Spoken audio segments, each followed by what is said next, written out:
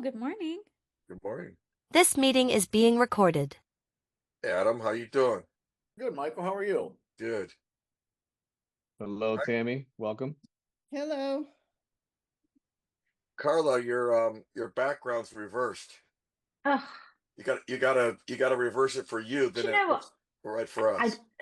thing is I do that, and it still comes through. But do you know what? I really appreciate that you told me because I've sat through some and people haven't told me. So let me go off and sort that. Let's see. Just letting folks in and we'll get started here.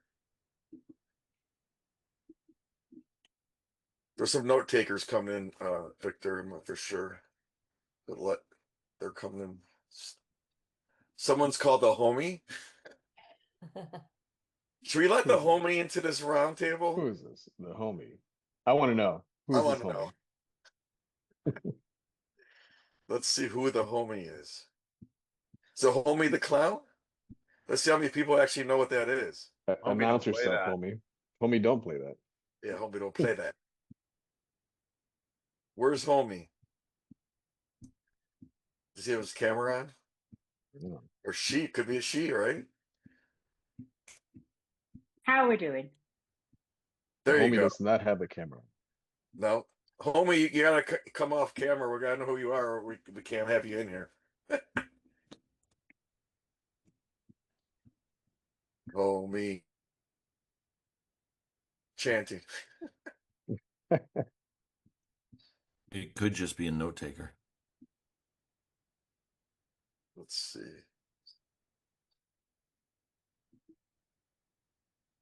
Let's see. I guess they weren't in here. There's two homies now. There's two homies? Okay.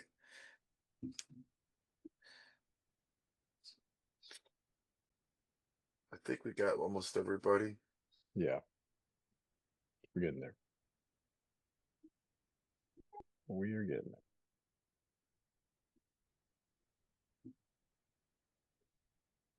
So while we're getting ready here, we're going to start in a couple minutes. I want to throw out a couple thank yous. Dr. Amir is one of our special guests that helped build the roundtable for today. What I mean by that is that there's some folks on here that will use their LinkedIn with my LinkedIn and other people's LinkedIn. And then this is why this particular roundtable has been growing like crazy, is that we kind of help bring new people who haven't met other people before, and it just multiplies. So Dr. Amir, just tell us a little bit why you decided to do this with me, and then just a little bit about yourself, just so everybody knows that we're not doing like intros and pitches or anything like that. But if I do call on you, please raise your hand on the Zoom, and then just say, "Hey, I'm Michael. I do this," and what we want to do is kind of say two things or one thing that you learned over the last 6 months, either from doing it right or doing it wrong, or something that you're trying to figure out. Like, I'm trying to figure out how to find a tool that does this, or I'm trying to get around this one situation that's a problem that I don't know how to do. So this is a sounding board. This is what this is. It's not a presentation or slide deck or any of that stuff. This is really meant to kind of help you guys give each other business or learn. So also put your information in chat, since we're not doing like pitches, but you can kind of tell us why you're here in the chat, and so people can reach out to you one-on-one as well. So LinkedIn, phone number, email address, why you came to the roundtable in the chat, please. So Dr. Amir, why don't you tell us a little bit about what you do, and then why you kind of thought this was a good idea to do this with me. Yeah, first of all, thank you. And everybody said good morning. I said good evening because I'm living in Israel and now it's evening time. So it's great. And I see that most of you are sitting with a sweatshirt of something hot, while I sit with a t-shirt because it is very hot here. So you're more than welcome to come visit Israel and to be with the beautiful sunny days and not freezing in the cold of Boston, for example. I'm here in this roundtable because I saw your first time, my first meeting, my first event that was with you. I was very impressed by the way, the structure, and the purpose, the open discussion, the free to chat, a change of ideas, change of subject. That's something that caught my mind. And because I thought it's a great idea, I said, okay, how can I contribute to you? I open up my LinkedIn and spread it around to all my connection. What I do is that I work with, especially with tech company, to help them escape commoditization and win through trust, fair price, and a measurable growth. And that's my purpose, and that's the way that I do it with my unique business methodology. Thanks, Dr. Amir. Appreciate you. Carla, I know Carla helped me as well. Carla, why don't you just kind of give a quick hello, why you did this, and then something you're trying to figure out or something that you learned in the last, 2 months, 3 months. Okay, sure. Yes, so I'm Carla from the UK. So yes, I'll let Michael go into my LinkedIn as well. And I learned a lot from that actually. I learned because I know there's a lot of contacts in there that we do target, we do talk to, and things like that. But there is quite a few people on there probably that I don't speak to directly. But I would say that the feedback I got was really good, and it actually enabled quite a lot of conversation. So that was a new eye opener for me because we don't particularly do that in the UK unless it's, you've just got somebody a bit younger in sales absolutely spamming for the sake of it. Because it was a bit more targeted, I found that it worked really well. So I'm a sales consultant and I do fractional sales director work. I've been building sales teams for a long time. And the one thing I've found quite recently that has been working for me in my business is actually just getting out and meeting people, going back to the old school of networking, shaking hands, talking to people, because I like the human side anyway. I prefer to speak to people in a room. I know I'm on a Zoom call with you now and I'm loving talking to you, but if I was in a room with you, I'd be a lot happier. How about Michael Horde? He's also we have a lot of people helping this particular one. But Michael, why don't you kind of do a brief, Sure. and then we'll get Joe and Mitchell in here as well. Yeah, so we have I'm here primarily because I reached out to Michael because he has the best name in the world. And I said, I got to talk to Michael and see what it's all about. And then I jumped on the last call and really loved the conversation and said, this is something I want to be part of. So I've been working with Michael to get as many people on these calls as possible because a lot of benefit, a lot of different topics, a lot of different things you can learn and just kind of take home from this. That's what did it for me. But something I learned, much like what Carlos said, is getting back out there, and there's nothing like shaking hands and just making introductions and talking to people as much as you possibly can about what you do. And you kind of get used to back doing. I got away from that for a while, but getting back into that's kind of lit a fire back under me, and it's really exciting to get back into doing all this fractional work and meeting people that are doing some really cool things around the world, especially in this new AI world we live in. So I'm excited to be here. any particular AI tool or problem that you figured out or couldn't figure out that you want to bounce off the group here? So learn how to write prompts well. I'll just leave it at that. It doesn't matter what tool you're using. If you know how to write prompts correctly, you can do so much more than what is possible with anything from a chat GPT to a DeepL to, you name it, whatever, all the tools that are out there. But what I'm finding is the better you can write prompts, the more you can get the tools to do what you want and get it done well. So it saves you a lot of time to focus on what you do best. Yeah, there's if you talk to any of the chat GPTs of the world and say, I'm looking for this tone, someone that's in 5th grade to understand what I'm trying to ask. I want an emotional, thoughtful, short A, B, and C comment. Yeah, exactly. It's like that's how you have to talk to the. My new favorite thing is to get it to act like a personality when crafting some of those crafting that content or just reviewing client work and client expectations. You know, act as this type of a person within an organization. It helps so much with understanding where the companies are coming from with their needs, which has really been a big help as well. Thank you. Joe, how about you? Joe, tell us a little what you've learned in the last 6 months here that helped your company, or actually you learned not to do again. I'm looking around the room, Mike. I'm assuming you mean me, Joe, right? Joe Silva. All right, no problem. Joe's kind of common, not as common as Michael apparently, but first of all, I want to say happy Veterans Day. I know, Michael, you obviously are one, and there's a few others in the room. So thank you very much for your service. I'm actually wearing my father's dog tags right now for remembrance of him on this day. But again, thank you. Can't be doing any of this without sacrifices from those before. So thank you, sir. What I learned is after COVID, you know, everyone kind of shut down, and the people that you really wanted to get in touch with went away because they realized the value of time. So what you really found is you had to be in the right rooms with the right people.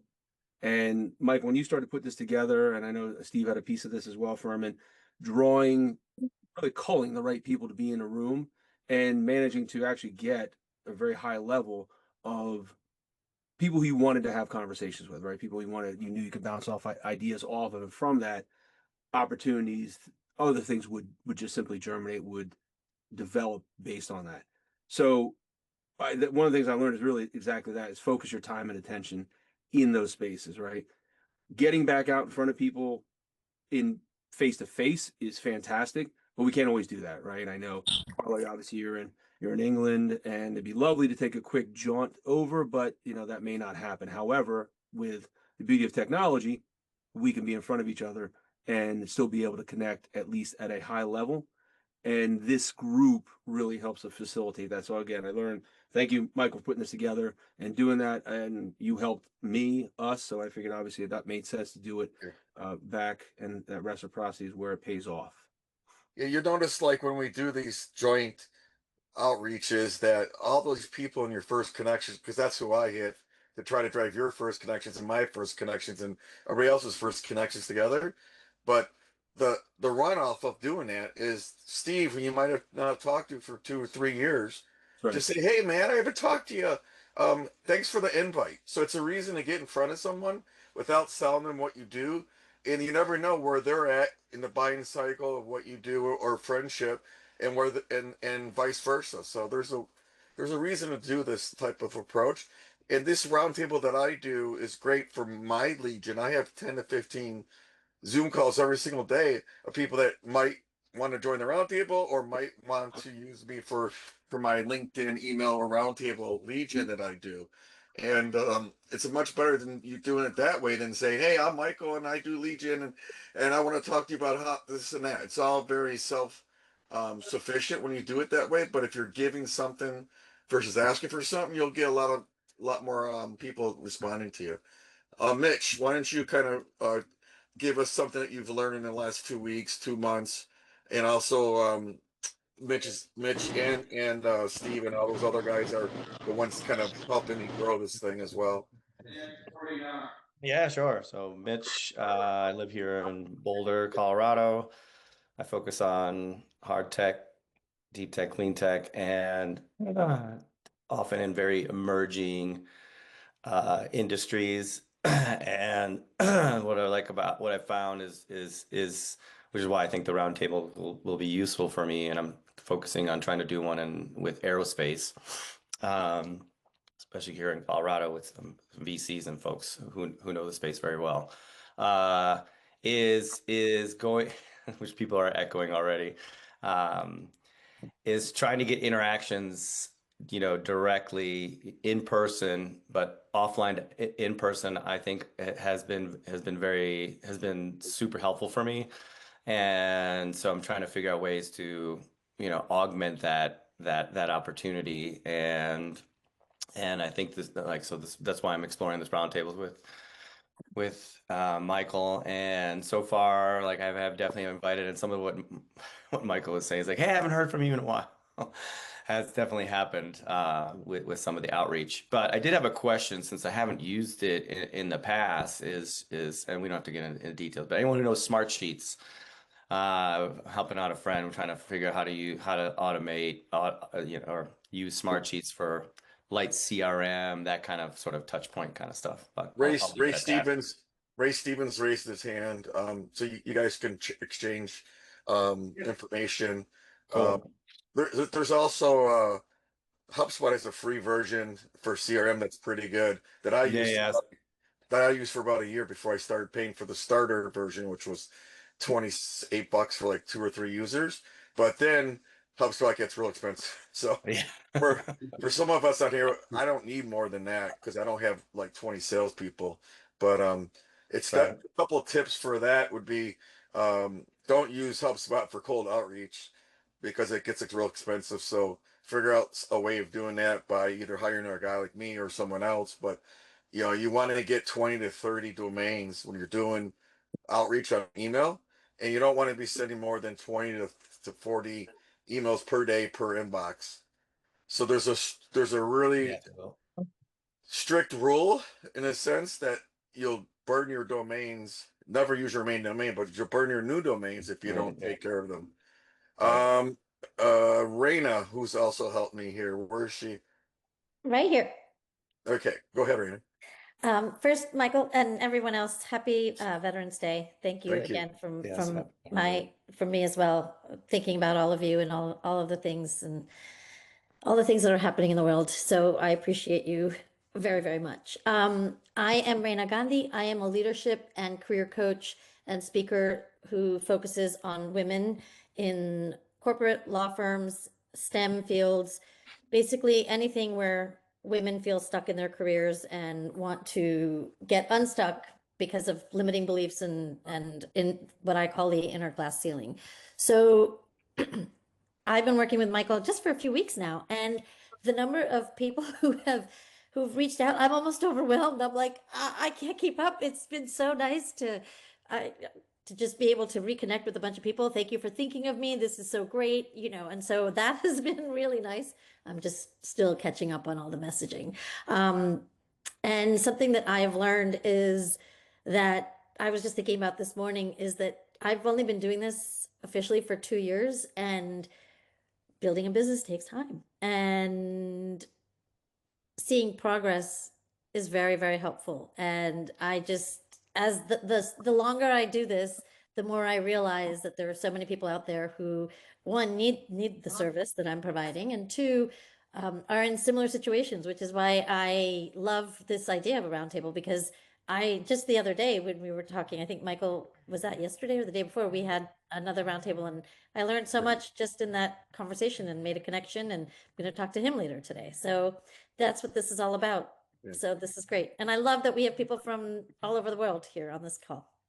Yeah, the whole idea is to help each other with business, not just be a bunch of solopreneurs. I think there's a mixture of companies here that are medium sized too, not just like myself and Raina and some other folks that where we're smaller companies, but work with larger companies. So who else was on here that I saw that was helping me? Oh, Alan. How you doing? Good to see you, man. Seriously, I echo everything that Reina was saying, and I want to say a couple of things to everybody. First of all, the sense of togetherness. Don't underestimate that. We all kind of live in our own world, but just to be here with everybody, it's great. It's like a virtual hug for me personally, and I think everybody, or at least a lot of people, need that. So I'm thankful for that. And I also echo what Michael has been doing for my business. And Michael doesn't know it yet, but I'm going to talk to him again soon, because we paused a little bit because I was a little overwhelmed, and also because I learned. It was a great first round. It was a great learning experience. So Michael, we're definitely going to be working again soon. You can bet on that. But the other thing I wanted to say is, if anybody is interested, and by the way, I'm based in Atlanta, originally from Israel, and I'm doing sales consulting specifically for long sales cycles and complicated relationships. So at least 5 people from each side of existing relationships, right? So we have a whole methodology that taps into the trust and the openness, so long term. just FYI. And I shared a document overview in the chat. But what I would like to ask, if anybody's interested, that would be very helpful for me. We just released, so we are doing our consultancy based on emotional relevance in the corporate world of selling. And we just now finalized an online assessment tool for emotional relevance in the business world. If anybody is interested, just to go through it, right, to take it, it will help me and get some feedback. Just, I don't know, private chat me or just reach out to me. That will be really helpful. Anybody, I'm happy to share it and just, go through it and get some feedback. That'll be very helpful. I'm just happy to be here. So, Michael, thank you. Yeah, the whole emotional relevance thing is like I remember when I was a kid, well, like a teenager, and I was thanking my aunt for letting me stay at her house when I was visiting. And I said, "Thanks, Aunt Dolores." I was running out, and my cousin says, "Turn around, give her a hug, and look her in the eye and say thank you." So it's Alan talks about this, but anything in life, a lot of people just kind of say words and they don't really mean it. And if you look at someone, whether it's on video or in person, and really ask them how they're doing or what's going on, or I like asking a question like, what did you learn this week that you didn't learn last week? Something new. Like I even asked that of my kids. Like really ask a question and want the answer versus just saying something just to be polite, because it comes off that way, and then no one really wants to answer that. So that's kind of what Alon's, basically teaching in the business world is part of it. But I just noticed that that's missing a lot because people just ask a question because that's what they're taught as a salesperson. Like there's a question like, what keeps you up at night? I mean, that's sales 101. If you ask that, you're going to get like throw up. It's like, I always ask, first question is like, hey, Steve, you booked a time with me. What brought you to the table to like, what grabbed your attention to even want to set up a call, you know? And and I'm not talking about what I do, how I help them or anything, because I don't know anything yet. So that's the whole key thing is like ask an open-ended question and you'll get open-ended answers back. When I do these automations and I say, hey, are you going to Dreamforce in February? I just wanted to see if you had any opinions on that conference. Is it something good that I should maybe think about? Those types of questions will get people responding back to you like, hey, I never went. Hey, it's a good show, but it's too expensive, whatever it is. I'm just looking for the door to open so I can business date, which is like dating, but you got to get to know somebody before you kind of get further in the relationship. So think about when you're going on LinkedIn or email and asking a question that's a little bit less salesy and more opinion based. Because I'm telling you, I have 15 Zoom calls every single day and I'm exhausted, but I'm not going to let this year kill me because this year has been tough, right? I started doing this and I got up to $90,000 a month doing a repetitive, repeatable, and scalable service, not a software, because I don't build things like a software, but you can build a really nice service solution if you're a service-based company by making sure you have a team of people that you can refer business to, not just make it, hey, I got 2 clients and that's all I can handle. But just think about that when you're trying to go do outreach. If you're selling in your email or LinkedIn so fast and you're telling people what you do, it's me, I type stuff. It's not going to work anymore, you know? And obviously there's a lot of people doing cold calls in the SDR space, like the kids that are doing SDR work. That's becoming kind of the thing that's AI is kind of opening the door. So teach people how to sell and consult and strategize and close versus how to do admin and administrative stuff. Administrative stuff should mostly be done by AI if you can, depending on what you do. Like I use all automation and AI for outreach, but it's what I write is what gets the response. And teaming up with people like Mitchell and everybody else on here, like, hey, we're doing a roundtable together. We want you to be a guest, but first can you book a time so we can talk about what your role would be on the roundtable, which is it a good fit for both of us? That gets people to talk with you. So you should think about whether you do it with me or do it for yourself. Come up with a podcast, a roundtable, maybe a dinner or something. something experiential. I come from the sports marketing space, worked with the NFL, UFC, anything that's kind of going to have eye to eye, either in person or on video. It's going to get you a more of a relationship. So I just kind of wanted to throw that out there as some things I've learned. You know, LinkedIn's great for that, but there's 150 activities you can do per day using your software bots before you kind of, it looks like, you know, you're using a bot, and then they'll warn you. So just be careful on email or LinkedIn that you don't burn that type of stuff. Anybody have a question so far that they want to kind of ask of the group? Michael, can you hear me? Raise your hand and then we'll do that. Or just go ahead and talk, because I don't have everybody raising their hand. Hi everyone. Hi. Hi, my name is Michal Heffer, Lichi Translations. And this is my first time on the call, so I just wanted to know what is this call all about? Yep. I heard people saying all kinds of things. If you can, what is the purpose? How do we introduce ourselves, or how does it go? Yeah, it's basically I don't know if you were on the beginning of this call, but it's basically a think approach. Everybody talks about what's worked or what hasn't worked for them in the last 6 months, or it could be a tool. Yeah, it's just a way to trade ideas, tips, tactics, and strategies. It's not there to like do. I used to do pitches. Everybody, hey, introduce yourself. Tell us what you. I'm like, okay. It was horrible idea. It was a really bad idea, because that's all we did. And by the time, you never wanted to come back, because it was this bunch of people just trying to sell each other. So realistically, I learned Blaze.ai in the last month. Blaze AI does like all the posting on all the different social networks, takes all my data and documents, videos, do it. So that's one thing I learned, and it wasn't too bad. It was like $700. There's a website called beautiful.ai, which builds websites from just stuff that you upload. I mean, there's that type of stuff that I would never know about, because we're all kind of trading tips and tactics and strategies. If you like, I'm a black belt Brazilian Jiu-Jitsu and a veteran or whatever, or a salesperson.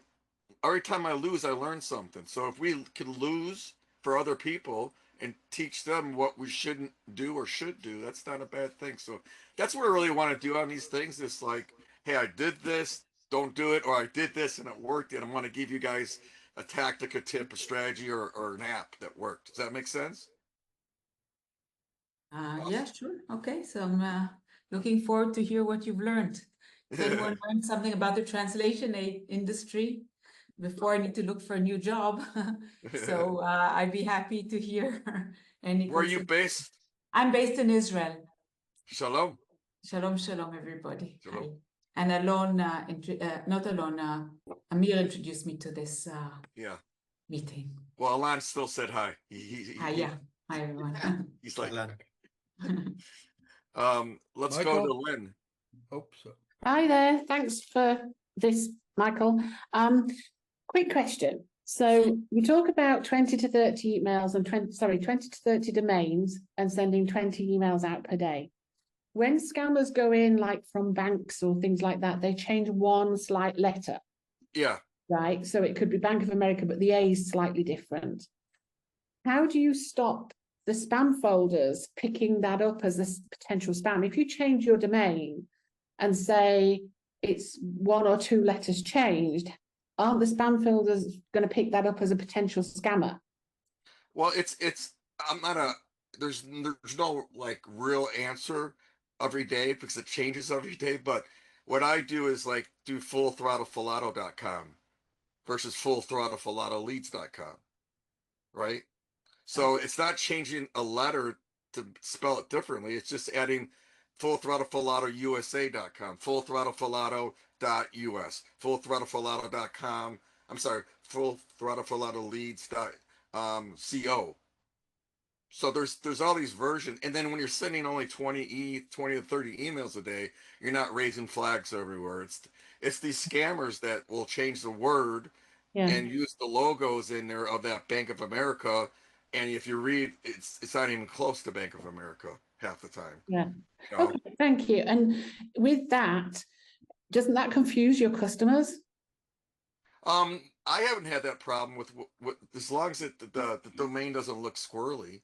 I mean, full throttle Falato versus full throttle Falato leads, even though it's a long domain. Either way, I haven't had an issue, but it is what it is too, right? I mean, I don't want to use. You would never want to use your main domain, and you never want to send out more than 40, 50 emails per day per domain.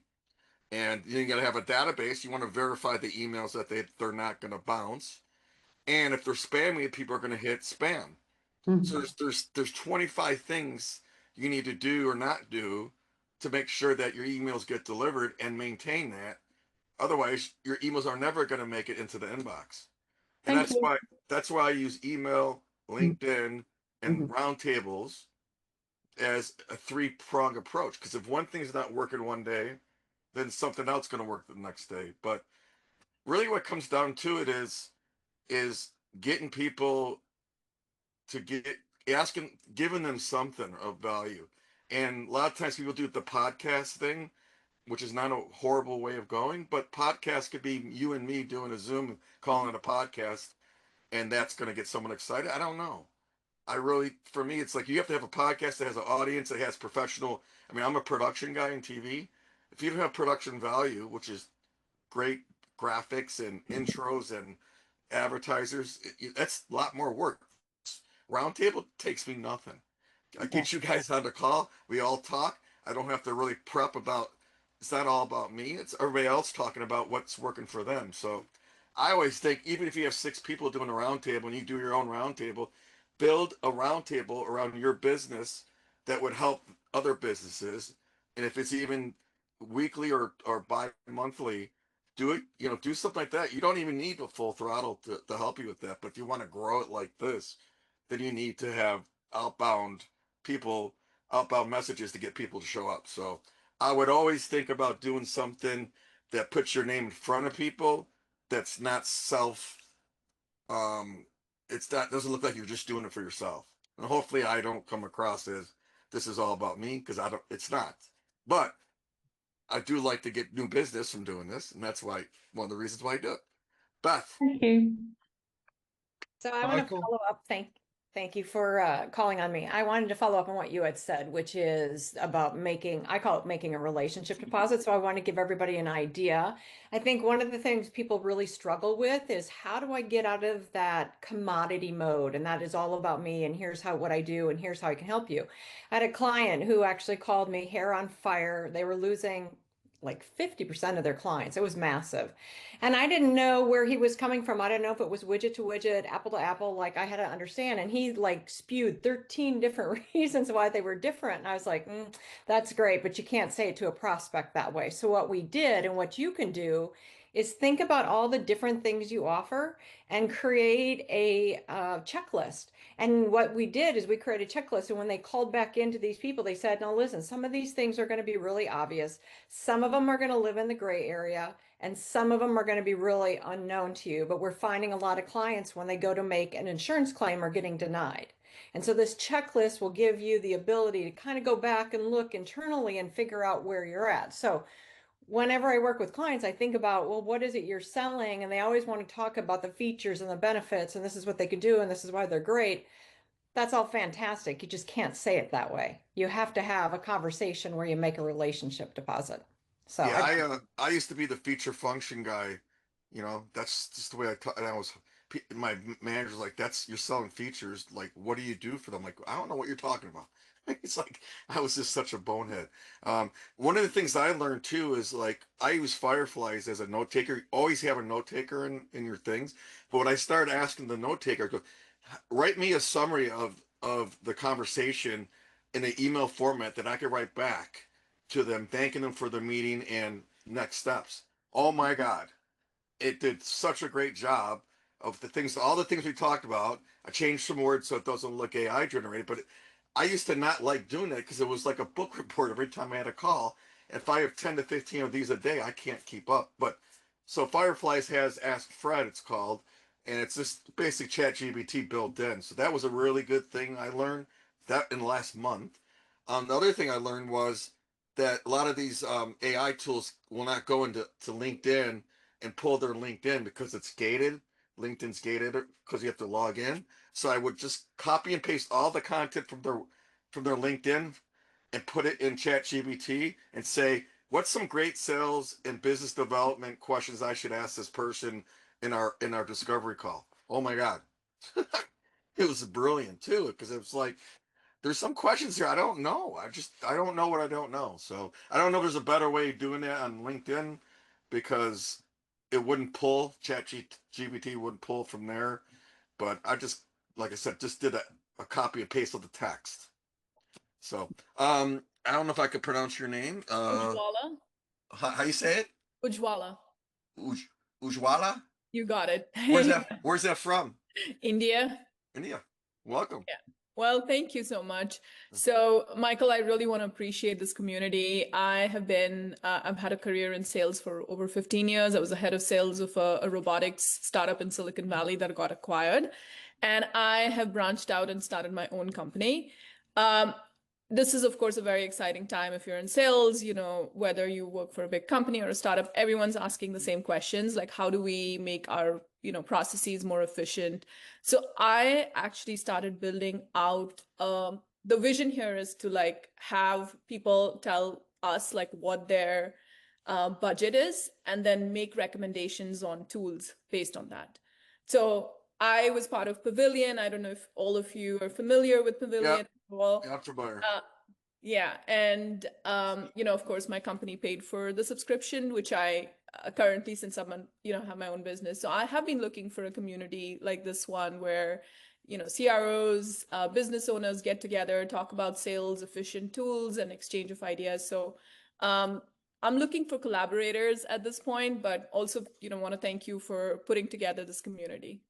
Thank you. I noticed that there's a lot of groups that I'm a part of, like that one you just mentioned, and they really frown upon you reaching out to their members.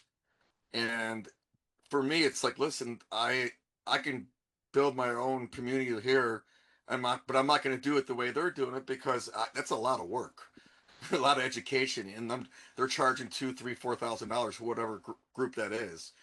But you got to be able to reach out to people and network and possibly work with them. Otherwise, what's the point of just learning? I mean, my thing is learning, selling, consulting, strategizing with other folks, at least for me. So just be careful when you join other groups that there's not this thing where they get really upset if with reaching out to the members in a non-spammy way, and they feel like that's against the rules. So that's one thing that on this group, we're here to help each other.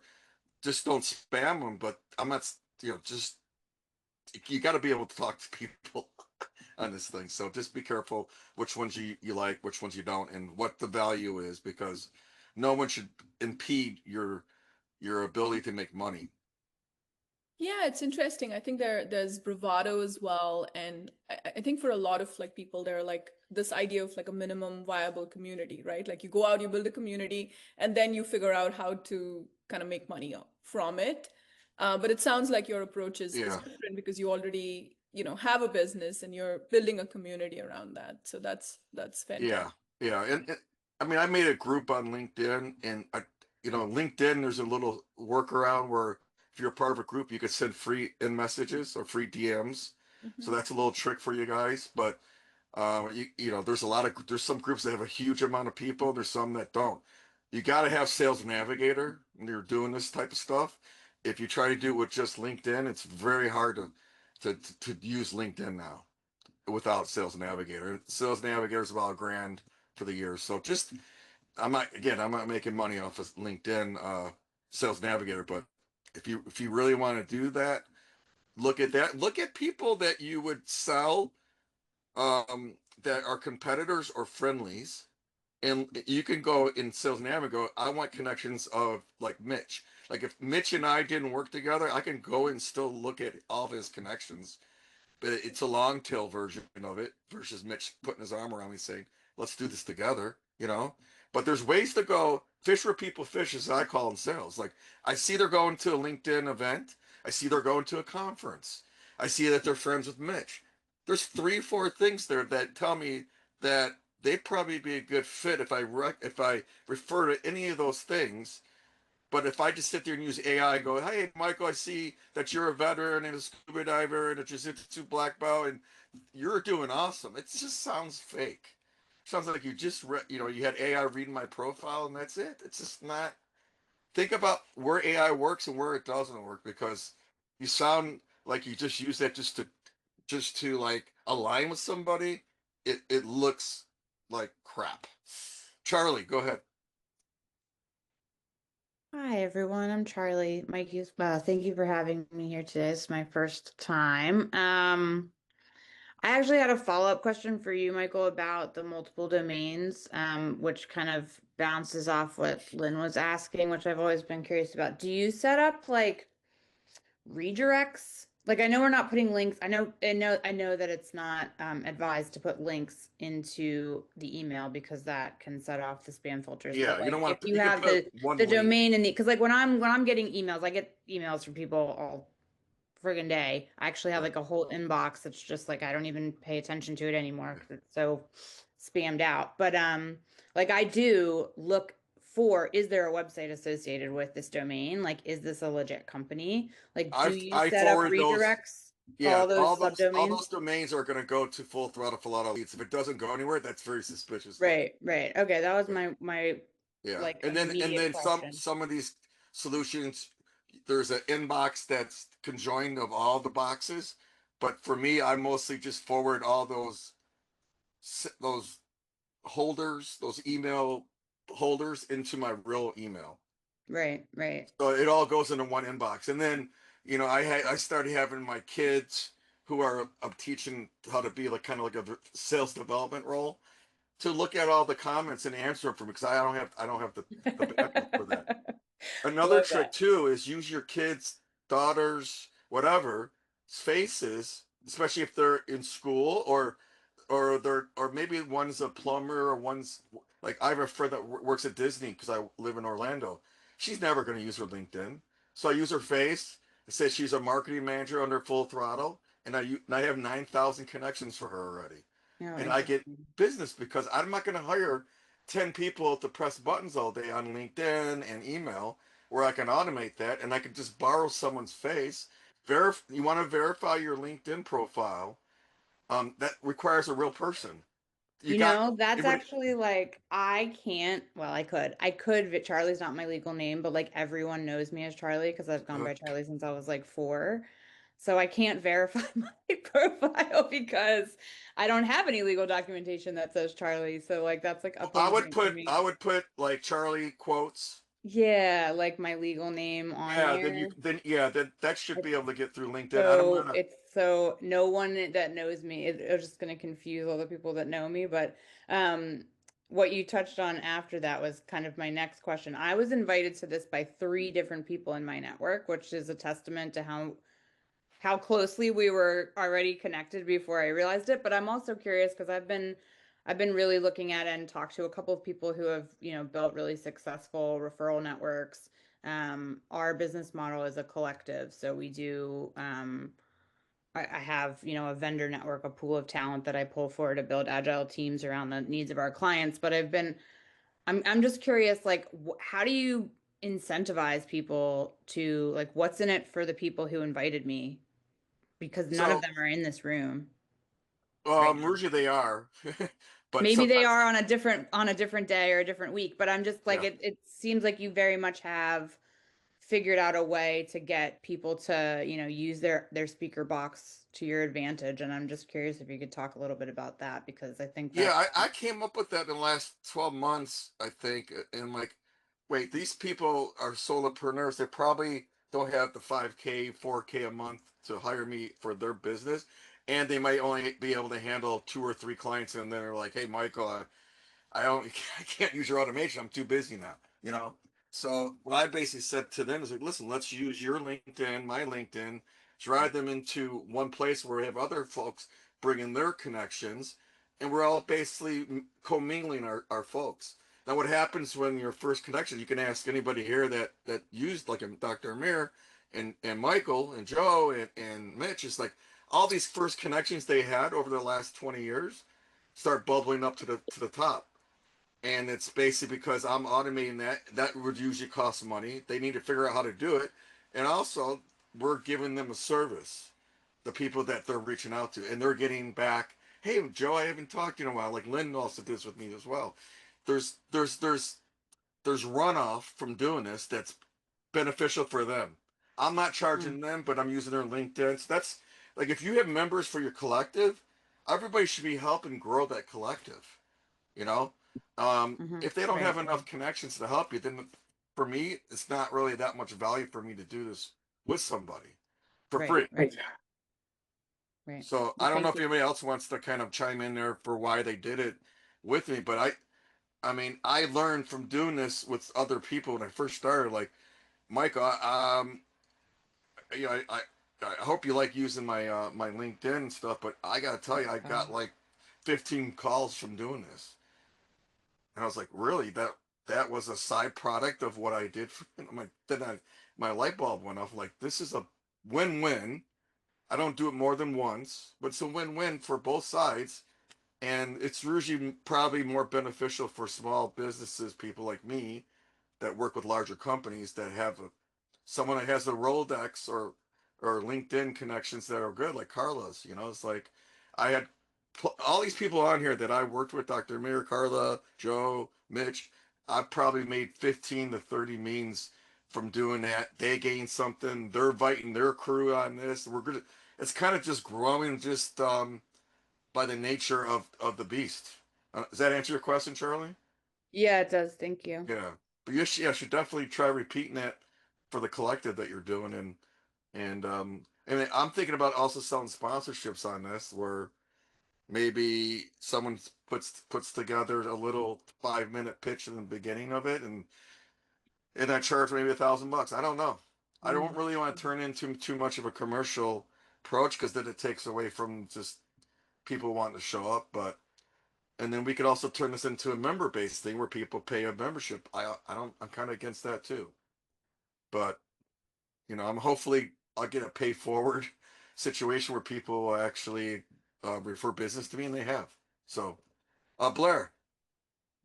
Hey guys, thank you so much for having me. This is also my first time here.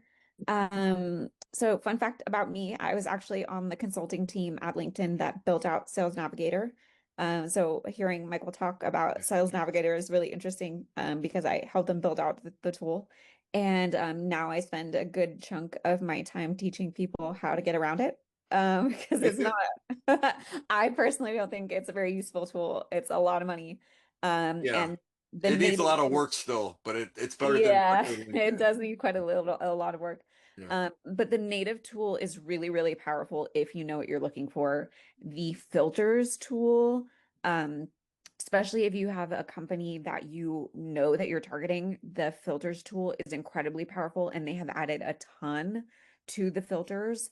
So if you haven't gone in and explored, like go in, let's say you're targeting Tesla, go in, look at Tesla, go in, filter by all employees, and then go into all filters. If you haven't explored those all filters, you can filter by a whole ton now. You can filter by multiple titles. Just make sure that you separate the titles by capital OR. It has to be capitalized, otherwise it doesn't work. If you want to do a session with me, I can show you how to do that. Those tools are incredibly powerful. The native tool is huge. I get a lot of questions these days about the algorithm.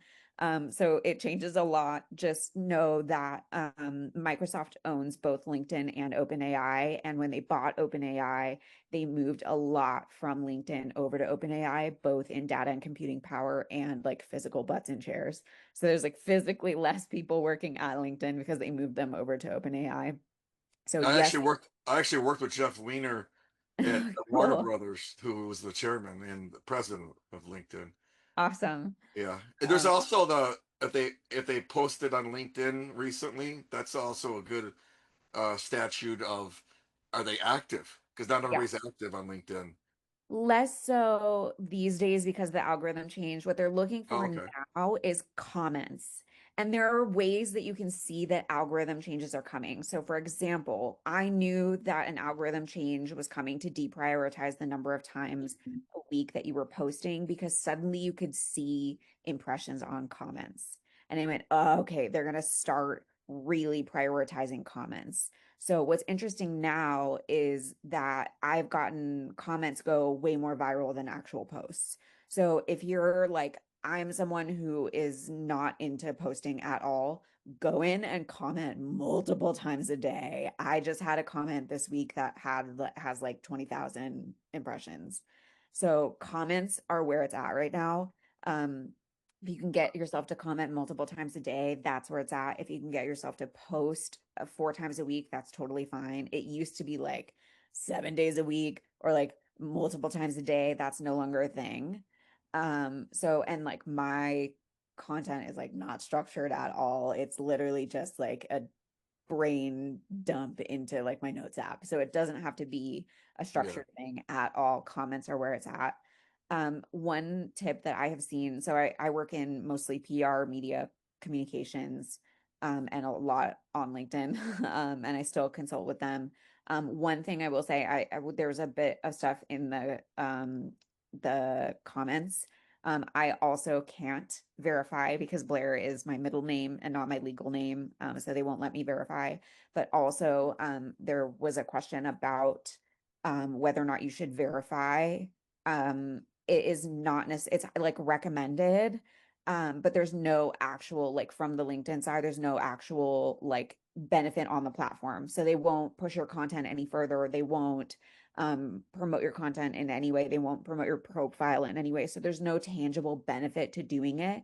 It is a data collection mechanism. So while they say it's highly recommended, they're not actually doing anything to like boost your profile, boost your content. But it also tells someone that it's not a bot or a fake profile, which helps. It does in that sense, but they can also look at your profile and see how active you are. Yeah. And you have other ways of doing that, right? So if you have like the premium badge, or if you got like a LinkedIn top voice badge or something like that, right? So there are other ways of doing that if you can't verify like I can't, or like try. Yeah, I do automation on comments, and I say thanks for sharing, Steve. Don't know if you're going to this conference, but I'm actually doing a roundtable. So all that person's friends that commented see that I have a roundtable. But LinkedIn has actually limited after a certain amount of comments. They won't let you comment anymore on post.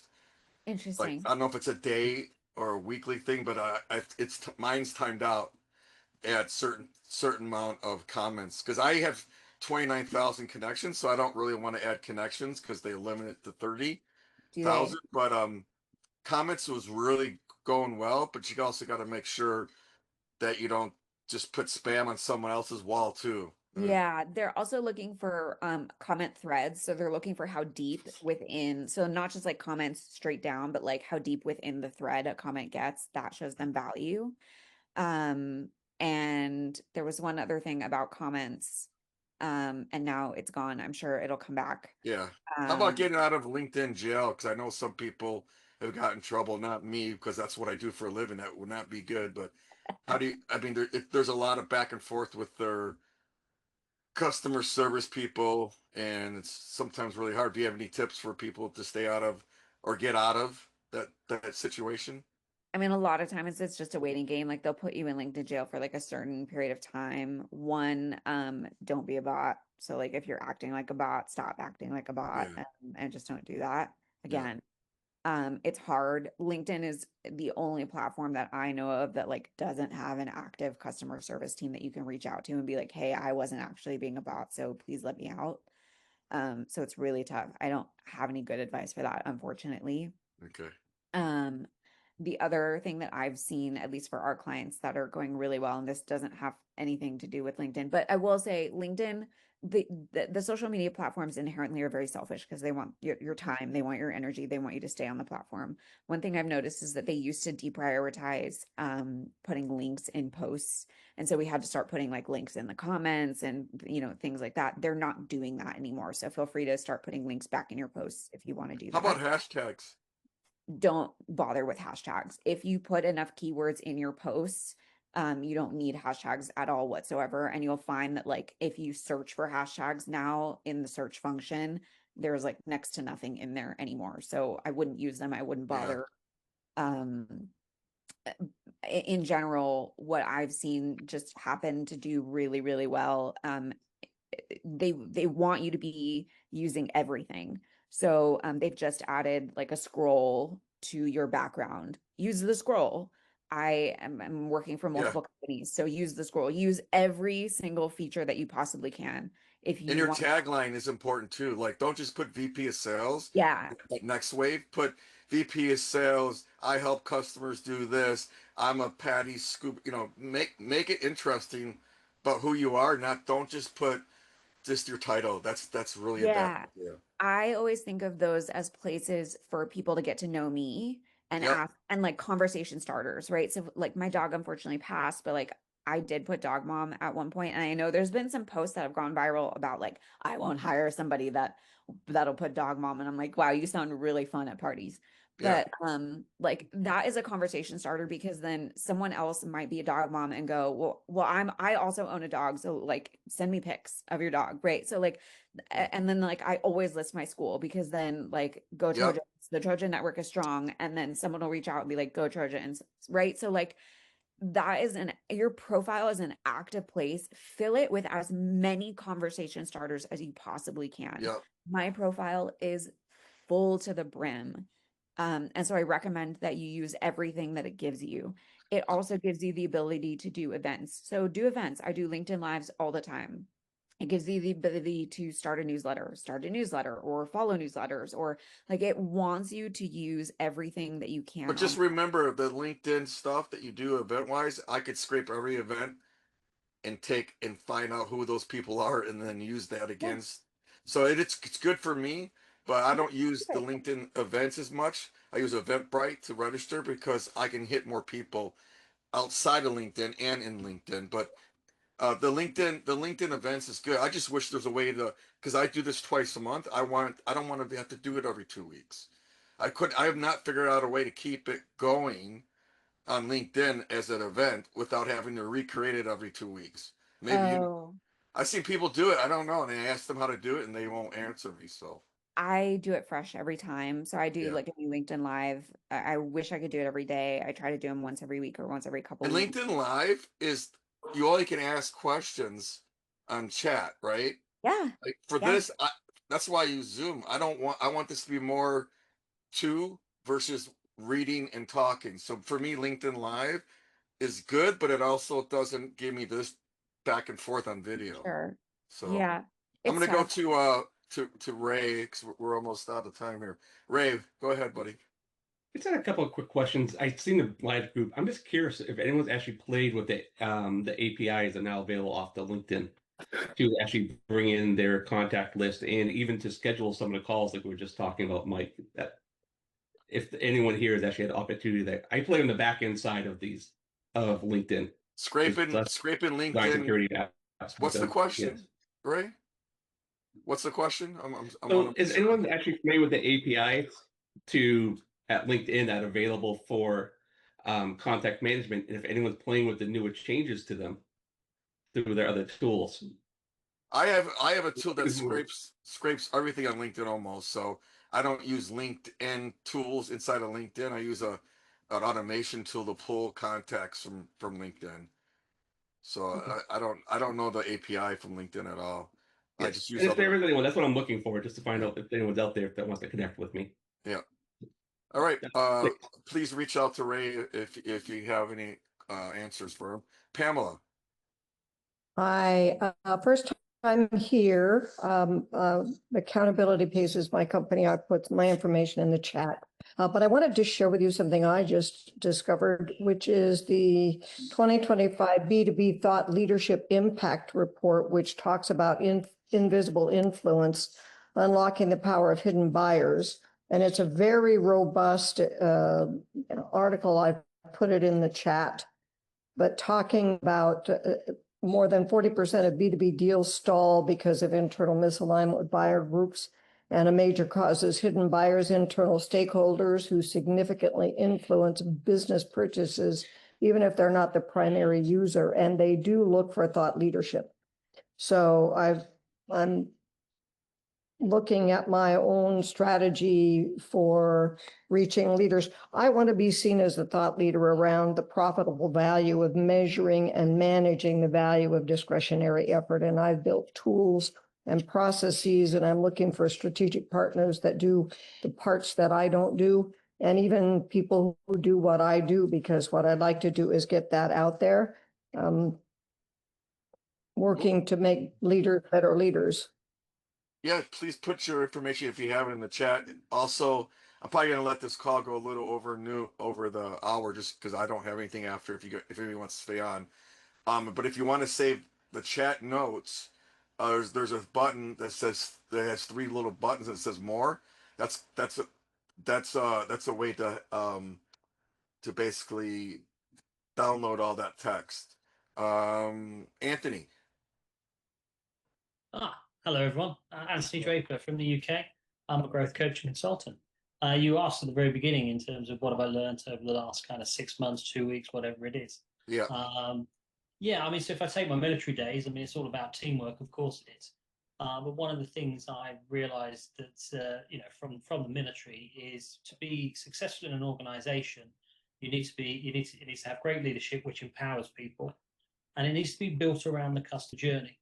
One of the things I've learned over the last couple of weeks is that it's okay to outgrow your own clients, because sometimes what I find is that when you work with clients, yes, you want them to grow. Yes, you want them to go down whatever the ascension path is that you're trying to take them down.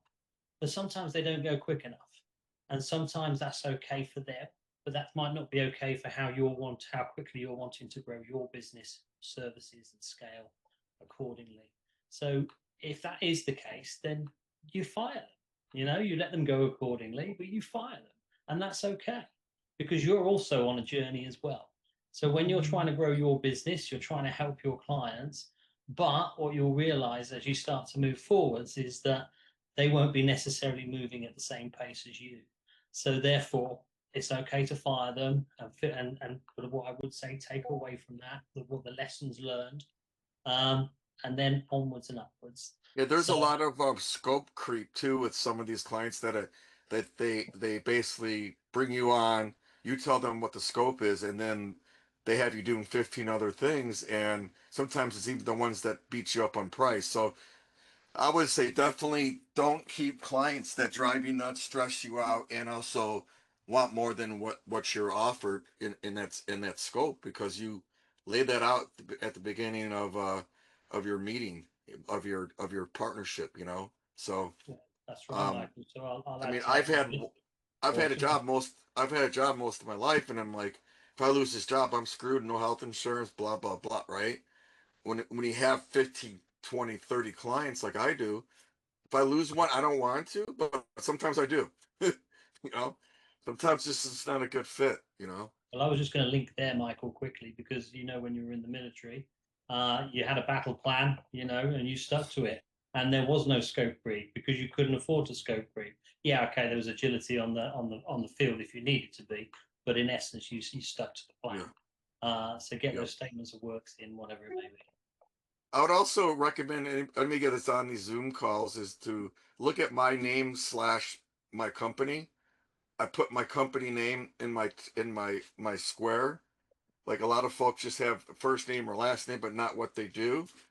Anytime you're on a Zoom call in a group setting, put down I'm a coach or my title or my company next to your name, because you're sitting here for an hour. Sometimes you don't even chat, right? But at least have that as a way to kind of get your name out there. Lance. Yeah, hi, Michael. I had a couple questions. Blair Howdy, that was on the call. I'm not sure if she's still on, but I was curious about, I don't know if you guys have seen Clay. It's like a data enrichment tool. And I was just kind of curious, you know, that versus like Sales Nav, because they're pulling a lot of times from similar data. And, but I've been working with it for off and on for about 6 weeks. And someone told me that sometimes Clay, or there's a few other programs like that, their delay is sometimes a week or two. So if new data hits LinkedIn, it doesn't always scrape it immediately. So I don't know. I was just throwing that out if Blair's still on the call. Clay is very difficult and very You need almost like a Clay expert to set up Clay. Yeah, you need a teenager with a lot of spare time on yeah. hands. I use more common things like, are you going to this event? I want to invite you to this event. Yeah. Something that's more about them, experiential. But if I say, hey, I see that you won this and your 8K's that, and it's pulling all this information, it looks more like AI than it should. And again, Clay was hot a year ago. Clay's become a lot less hot, just because it's very time consuming to work with. And then there's platforms that are trying to mimic what Clay does, but do it where you don't have to figure it out. Clay's, I don't know how to describe it, but it's just it's murder. I'm a technical guy, and I don't know how to use it. Yeah, it feels like 30 engineers got together to fix a problem that really didn't exist, but they made it worse. You know, you really can slice the onion 4 million times. The other thing, I just want to add a couple points. One was LinkedIn. I read in the algorithm, if you have comments in the first 90 minutes, there's a greater chance it'll like cycle your post higher in the rankings. So that first 90 minutes. So I've seen people do posting parties. They get together, 10 people, they all make a comment, then they all post on each other's posts, you know, to add fresh comments. Yeah, so there's groups like that. Actually, someone just told me about that in the last 2 weeks, that they have a group that they will like their post and comment, and it basically helps the algorithm. It boosts, so that's not a bad idea. I mean, I don't think my posts are that much commented on. I'm like, man, I wish I could figure this out. Probably we should do something like that where we help each other. I also just started a WhatsApp group too, where we could do, but it's WhatsApp seems to be, if people are going to be chatting back and forth, could be very noisy. Noisy, yeah. But I mean, it could be something on a call like this, Michael, where we take like 10 or 12 or 15 minutes, you know, however many people you have, everyone makes a post. And then we throw the URL into the chat, and then whoever wants to can go and comment on that, right? Let's do that going forward. Let's do each we'll just put it as a comment. Please, please make a. I'll make sure I outline that in the beginning of the call, because I think that's an awesome idea, actually. Because again, that was just brought up to me like 2-3 weeks ago. I'm like, someone has thought like, hey, how can we be as a group help each other on LinkedIn? So that's gaming the algorithm a bit. Yeah, just make sure if you're on the one in 2 weeks, you remind me to not forget that. Awesome. Thanks again. Adam, thanks. Adam Black, if you could come off camera and go ahead. Is he there? Adam? All right. Stan. Sorry about okay, that. there, Adam. Folks? You there, Adam? Yes, I am. I'm trying to go off camera. I'm not sure how to do that. Give me a second. Very sorry, folks. Does that work? Can you see me? No, I just said ask to start camera. I just clicked the button. But go ahead. I'm terrible. Hey, I don't want to waste time just by looking at my ugly face, so I'll just do it vocally. My name's Adam Black. I'm the CEO of Cycling Batteries Corporation. We're an extremely disruptive hardware and technology company that makes e-bike batteries and batteries for e-mobility. Unlike every other battery in the world, our battery charges in 12 minutes, which means you can charge your transport by walking into a Starbucks exactly the same way as you charge your phone. We are looking for a chief marketing, chief revenue officer for international global scaling. There's a 400 million unit market, and every single person with those e-bikes is going to need a new battery. Why not buy the fastest charging one? Anybody who I see, TC is nodding. Thank you for that. Sorry, Tansy is nodding. Thank you for that. If anybody's interested, cyclingbatteries.com, Adam at cyclingbatteries.com. Like I said, all the stuff that you guys are talking about with social media promotion, you're all experts in this. I'm building a technology company and looking for people who know what you're talking about to do what you're doing for us. So if that's of interest, please get in touch. And please don't be expecting any money. We're in bootstrap mode and we're raising funds, which gives you a wonderful opportunity to introduce your friends to us so they can make $1 million, making the world better. That's it. Pitch over. Thanks. Stan, go ahead. Thanks. I just wanted to comment about your thought about scope creep. A long time ago, a program manager at a used aircraft company told me there's no such thing as a fixed price contract because of scope creep. Yeah. Everybody's going to do scope creep. You have somebody in the room taking down the notes and making that a change order. And there you go. There's no such thing as a fixed price contract. You know, I was like, listen, I'm an automation expert. That's what I do. I'm at an agency gonna come up with all these marketing ideas. And guess what? Now I'm a marketing agency as well, because they're hiring me not just for my automation, but ideas and ideation and consultancy. So I changed what I offer, because if I don't, then I'm not gonna be getting clients, I don't think, and I added LinkedIn and roundtables to my email offering. So you got to adjust with the times and compete. Absolutely. Yeah. So I do a lot more for the same price, but you're not. No, that's different than scope creep. That's different than, in my mind, that's different from scope creep. The goal is to make the customer or prospect think that you're as concerned with solving their problems as they are. Yeah. Okay.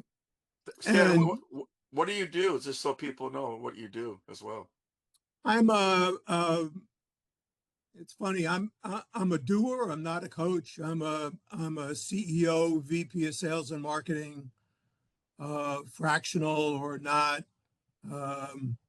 I help companies generate what I do well is generate revenue, and in the shortest possible time is direct. And it's funny. Somebody said I'm a CEO or VP of Sales who picks up the phone and willing to pick up the phone and likes picking up the phone by that. Thank you. Yeah. Richard, when I went through IBM Sales School, I was the #1 salesman in the class and the president of the class. I still have blue suits, but not that blue suit. But awesome. There you go. Richard, I saw you had a comment in the chat to me. What do you want to add? Yes, Michael. First, thanks for putting this together. Back earlier, you were making a comment about getting individuals to answer a question, engage with you, etc. And I've written three books, and the last one is on this very topic. And it's called 100 Proven Ways to Acquire and Keep Clients for Life. And doing firsthand interviews with several hundred people, what people are really pissed off about and what they really don't enjoy is when a salesperson calls them and all the salesperson wants to do is tell their story. What people are looking for is for somebody to let them tell them your story. They want to be able to share their story with you. So questions that you ask really delves deep into their psyche, that finally I've met an individual that is not all about themselves and all about their feature and their benefit. You mentioned that in another comment, but rather they're really interested in who I am, why I am, and what I'm all about. For several years, I was general sales manager for Rolls-Royce in the United States. And we never asked anybody when they came into the dealership or even online, or they'd reach out to the manufacturing rep when we were building a bespoke car for them. We taught all of the guys, all my GSMs across the country. You never get into the story of Rolls-Royce, etc. When people came in and they wanted to have a conversation, your first question is, why do you want to buy a Rolls-Royce? And you always got the whole story about how I worked my butt off and I got to where I got to be. And now that I've gotten there, I want to reward myself. And when you get to the end of that story, you pretty much realize the only thing left now is price and color. Yeah, get the TEDx, like the TEDx talk going, right? Tell them the story, hook them, and then you got them to talk about anything that you want to talk about. Yeah, there's really 4 things that people are looking for today. And everybody thinks about product and technology and frictionless, and which is all wonderful commentary. But what people are really looking for is 4 things. They're looking for a sales organization and a sales rep that's kind, thoughtful, caring, and empathetic. And what do you do? What do you do now, Richard? I think you might have said it, but I heard Rolls Royce, and I just started thinking about Royce. So you went off and took a drive on me. Okay, I got it. I bought the new Corvette, and that's fun. Oh well, that's good for you. That's good. It's no, I'm chairman of a Wildman Consulting Group, and we do consulting, a lot of consulting in a variety of different industries, primarily on how to elevate the client and customer experience to facilitate growth. We've worked with a lot of NFL teams, companies large and small, both here in the U.S. and other parts of the world. I speak at conferences many times a year on that particular topic. And I also have an online university for financial services. I have about 7,000 advisors online every month taking courses on exactly that, how to build relationships. People today don't want to buy anything. And at our core, we're a research-based consulting firm. That's I co-founded the Rob Report, and I sold that, sold my Rolls-Royce dealerships, and I was pretty much done. And people began to call me and said, would you come and tell us how you did all that? Which is how I started in the consulting business, which was not my first thought. But I think that what really resonates with me is that people today don't want to buy anything. They're looking to establish a relationship with the individual with whom they are, shall we say, having a conversation. And if they build a relationship with you, you mentioned trust earlier, it was a great comment you made. You're exactly right. Yeah. And the way people get to trust you is you open a relationship with them. And you do that and it moves the needle. We also support over about 100 luxury brands on research on what affluent high net worth people are looking for. I mean, you gotta, when you write stuff or talk about stuff, like, you gotta think about what they're thinking in their head. Who cares? So what? Why are you telling me this? How does this help me keep my job or help feed my family? So you gotta think of here and here. Otherwise, you're gonna be something. I have had people come on a call. This is what we do. I'm like, you didn't ask me what I do, and you have no clue what you're talking about, and then you sound like you never had a sales course in your life, and it's not really about sales. It's about having a regular conversation. Right. It's called business. It's business dating. If you really think about what dating is, it's well business said. Dating. It's just like, if you're gonna try to find the love of your life, you have to go around and not be selfish. It's the same thing with business. You know, you gotta be invested in what's going on in their life, because no one really makes that decision anymore. It's like a group, and if they get egg on their face, then that could be at the end of their career for that particular position as well. So, well, you're right. One of the other comments you made too was about features and benefits, and I can just know from experiences we all do. People don't buy either one of them.